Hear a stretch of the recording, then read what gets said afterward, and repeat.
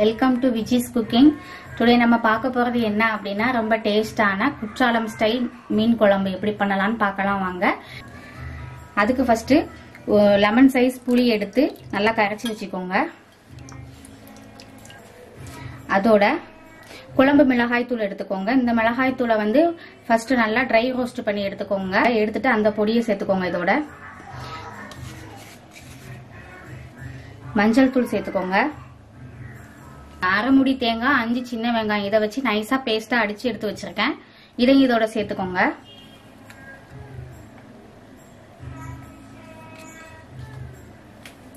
உப்பு சேர்த்துக்கோங்க.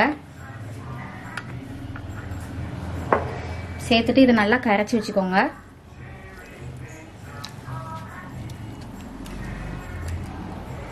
கரைச்சிட்டு குழம்புக்கு தேவையான தண்ணியும் சேர்த்துக்கோங்க. இதோடையே பச்சை மிளகாவையும் சேர்த்துக்கோங்க. சேர்த்து இதை தனியா எடுத்து வச்சிடலாம். மீன் குழம்பு இப்ப எப்படி பண்ணலாம்னு பார்க்கலாம் வாங்க. அதுக்கு ஃபர்ஸ்ட் எண்ணெய் விட்டு எண்ணெய் நல்லா சூடாயிட்டு எண்ணெய் நல்லா சூடானதும் அதோட கடுகு சேர்த்துக்கோங்க. அதுக்கப்புறமா வெந்தயம் சேர்த்துக்கோங்க. இப்போ கருவேப்பிலை சேர்த்துக்கோங்க. நான் 2 பெரிய வெங்காயத்தை குட்டி குட்டியா ஃபைனா சாப் பண்ணி வச்சிருக்கேன். இப்ப அதை சேர்த்துடலாம்.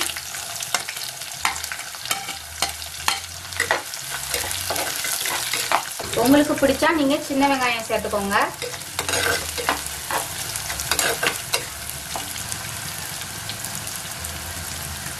வெங்காயம் வதங்கிறதுக்காக உப்பு சேர்த்திருக்கேன். நல்லா வதக்குங்க. வெங்காயம் கண்ணாடி பதத்துக்கு வரட்டும், அந்த அளவுக்கு வதக்கலாம்.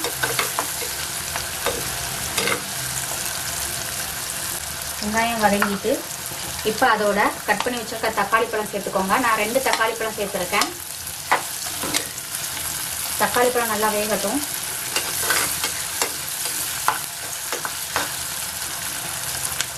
பாருங்க, தக்காளி பழம் நல்லா குக் ஆயிடுச்சு.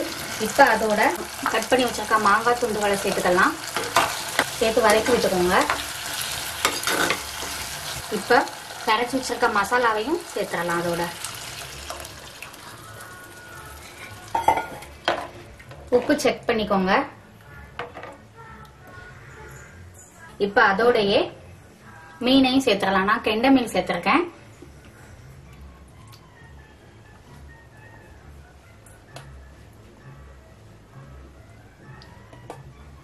மீன் குழம்போடையே மீன் துண்டுகளையும் சேர்த்து கொதிக்க விட்டீங்கன்னா அந்த மீன்ல புளிப்பு, உப்பு, உரப்பு எல்லாமே சேர்ந்து இன்னும் டேஸ்ட் நல்லா இருக்கும். மீன் உடையெல்லாம் செய்யாது. ஒரு 20 மினிட்ஸ் வந்து கொதிக்க விடுங்க. சிம்ல வச்சு நல்லா மீன் வெந்துடும். பாருங்க, 20 மினிட்ஸ் முடிஞ்சிருச்சு. இப்ப வந்து குழம்பு நல்லா குக் ஆயிடுச்சு. பாருங்க, நல்லா கொதிச்சிருச்சு. நல்லா கொதிச்சு நல்ல ஒரு மணம் வருது. குழம்பு ரெடி ஆயிடுச்சு. இப்போ அதுக்கு ஒரு தாளிப்பு கொடுக்கலாம். லாஸ்டா அதுக்கு கொஞ்சமா நல்லெண்ணெய் விட்டுக்கோங்க. எண்ணெய் சூடாகட்டும்.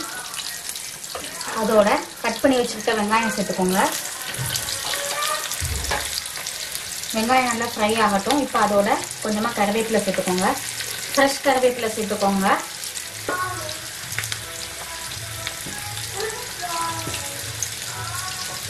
லாஸ்டா குழம்பு விட்டுறலாம். பாருங்க, மீன் குழம்பு ரெடி ஆயிடுச்சு. ரொம்ப சூப்பரா டேஸ்டா இருக்கும்.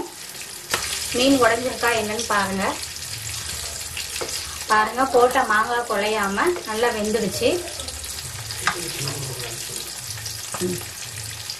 அது மாதிரி மீனும் உடையாம நல்லா குக் ஆயிடுச்சு. சுட சுட சாதத்தோட சூடா பரிமாறலாம். ரொம்ப டேஸ்டா இருக்கும். கண்டிப்பா நீங்களும் இதை ட்ரை பண்ணி பாருங்க. லைக் பண்ணுங்க, ஷேர் பண்ணுங்க, சப்ஸ்கிரைப் பண்ணுங்க.